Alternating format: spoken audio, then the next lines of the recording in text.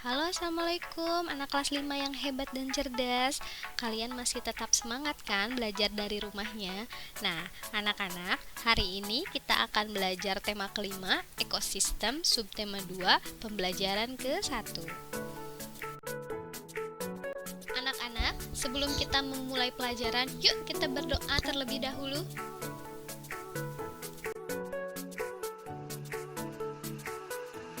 Tujuan pembelajaran hari ini yaitu dengan membaca teks non-fiksi, peserta didik mampu menemukan pokok pikiran dengan tepat.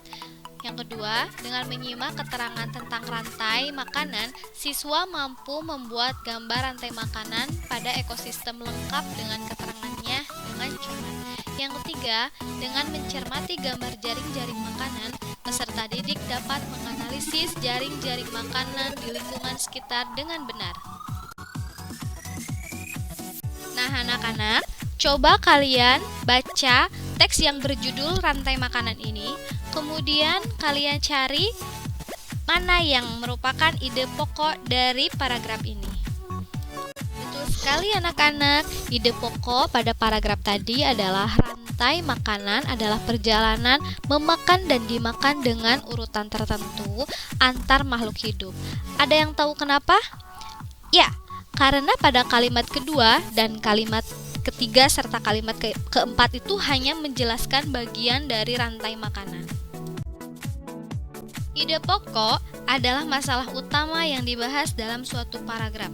Nama lain ide pokok adalah gagasan utama atau gagasan pokok. Setiap paragraf hanya ada satu ide pokok. Ide pokok terdapat di dalam kalimat utama. Kalimat utama bisa ada di dalam kalimat pertama, bisa pada kalimat akhir. Anak-anak, kalian tadi sudah membaca teks yang berjudul rantai makanan. Nah, kalian tahu tidak rantai makanan itu apa? Rantai makanan adalah perjalanan memakan dan dimakan dengan urutan tertentu antar makhluk hidup. Nah, anak-anak, berikut adalah contoh sebuah rantai makanan. Padi dimakan oleh belalang, kemudian belalang dimakan oleh katak, katak dimakan oleh ular, dan ular dimakan oleh elang. Kemudian elang mati dan bangkainya akan dimakan oleh pengurai.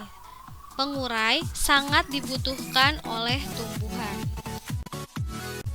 Sedangkan jaring-jaring makanan adalah hubungan antara rantai makanan dan apa yang dimakan spesies dalam sistem ekologi, atau dengan kata lain, sekumpulan dari beberapa rantai makanan yang saling berhubungan.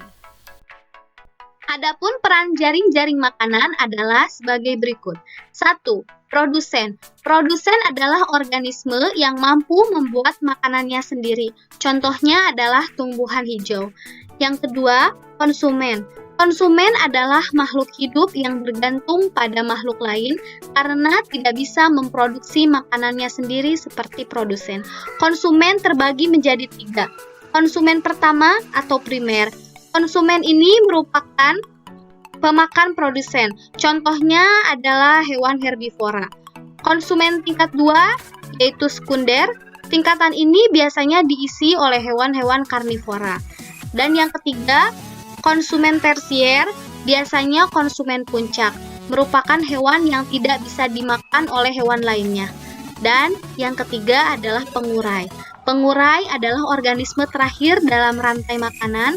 Contoh pengurai yaitu jamur dan bakteri pengurai. Anak-anak, coba kalian amati. Ini adalah contoh gambar jaring-jaring makanan. Tahukah kamu perbedaan rantai makanan dan jaring-jaring makanan? Rantai makanan merupakan bagian dari jaring-jaring makanan, atau rantai makanan hanya proses makan dimakan dengan skala lebih kecil, sedangkan jaring-jaring makanan merupakan proses atau sekumpulan dari rantai makanan dengan skala yang lebih besar dan luas. Nah, anak-anak, sekian pembelajaran hari ini. kalian. Selamat belajar dan mengerjakan tugas dari Ibu. Jangan lupa tetap jaga kesehatan ya. Sekian dari Ibu. Assalamualaikum warahmatullahi wabarakatuh.